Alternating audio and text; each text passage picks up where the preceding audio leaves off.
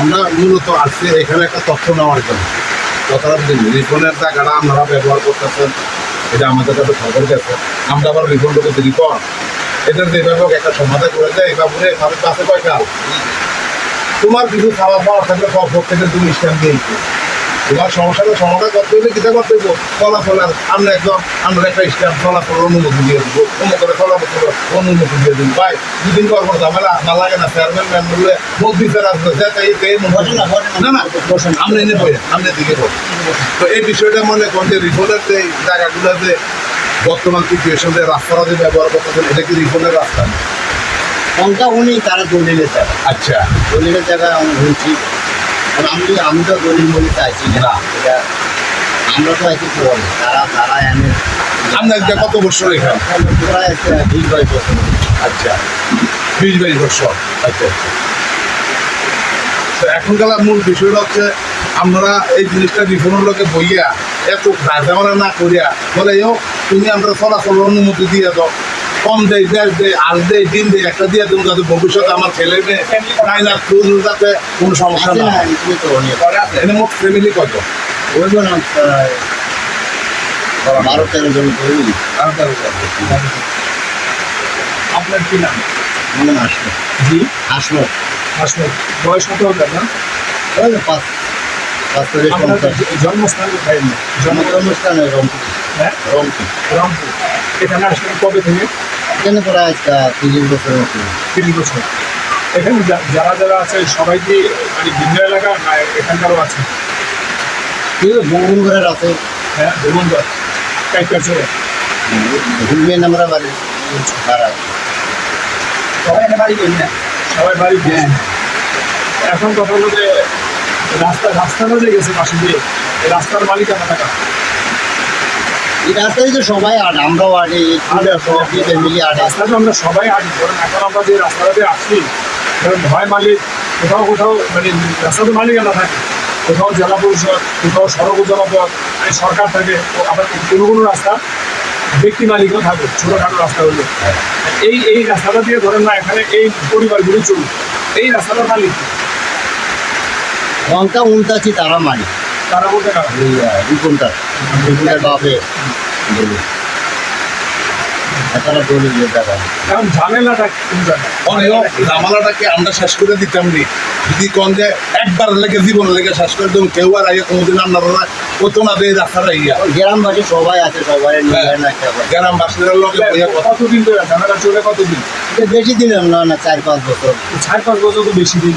4-5 বছর আগে তো ইয়ে ছিল না, 4-5 বছর।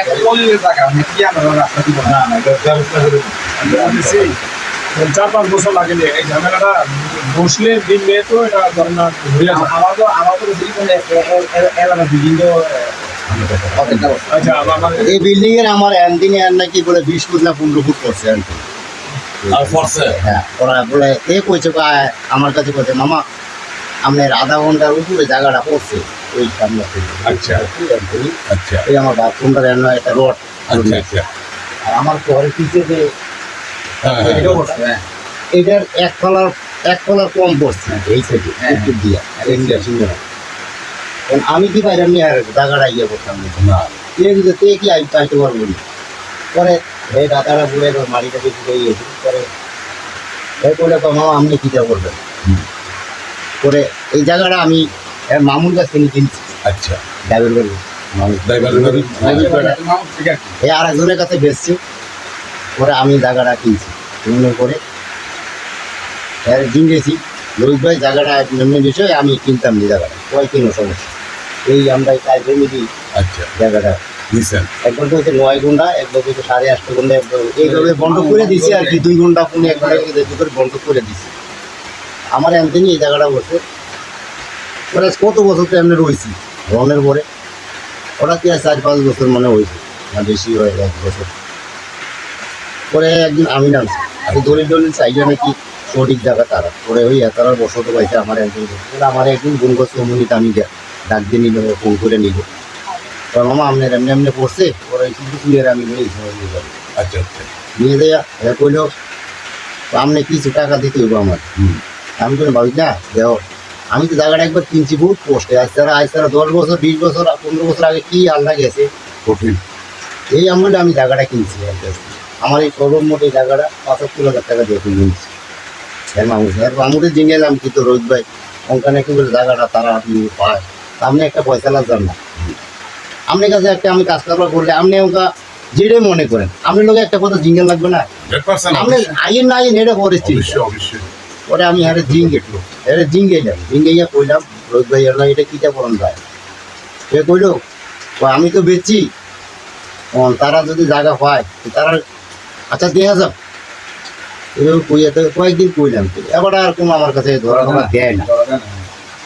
পরে চিন্তা করলাম আছে ধরা যদি না দেয় যাক, মানুষ বাঁচতে হইলে খাইতে হইলে কামাই করতে হইব, সব কিছু করতে হইব। পরে ওই আপনার কুদ্দুস স্যারের মামু করে ডাই, মামু এটা কী করুন না, এ কইলো কয়েক চার না যে তারা কাছে ডিপুলের ডাক দিয়ে কিছু টাকা দিয়ে মুখ শেষ হয়ে গেছে। পরে বোন গাছে অমনি যাইয়া গেলাম 60,000 টাকা ছিল, এরপরে আইলো 50,000 যা কইলো। পরে আমি কইলাম ভাই না চা এক সময় যাই হোক গেলে এটা বইয়া পয়সা লাভ করিলাম, যাই দেই দিয়ে পয়সা লাভ করি। পরে একদিন হঠাৎ করিয়া ওই তারা সিংপুরে মজু না কি নাম বললা লোকে চলা করে মজু, এই আমরা কালেকশন কোপন আচ্ছা হ্যাঁ আইসে, এই তিনজনে আইসে আইয়া বইয়া মানে বহুত কিছু টিয়া শুরু করে দিচ্ছি তিনজনে। আমি কেন ভাগি না এত চিনিং করানো ভালো না, তুমি বইও আমি যাই দেই তোমার যদি দেই এতে কোনো সমস্যা, তোমার যদি হোক কম না খাও তুমি দিয়ে দাও, এতে কোনো সমস্যা তো আর না। পরে যাইয়া একটা স্টাম্প লই গেছি, স্টাম্প শুনতে সিগনেচার করছে, করে তো আমার টিয়া দেওয়া লাগবে। পরে আমি 40,000 টাকা দিলাম, 40,000 টাকা আমার ওয়াইফে বাইর করে দিছে, কুদ্দুসের হাতে কুদ্দুসে বন্যে গেলে কয়ে রিবন এয়া পাইছো নি, কয়ে হ্যাঁ পাইছি। স্টাম্পটা লিখে তারা তিনজনে সিগনেচার দিয়ে আবার ওই যেবাটা সিগনেচার দিয়া তারা গেছে টাকাটা দিয়ে।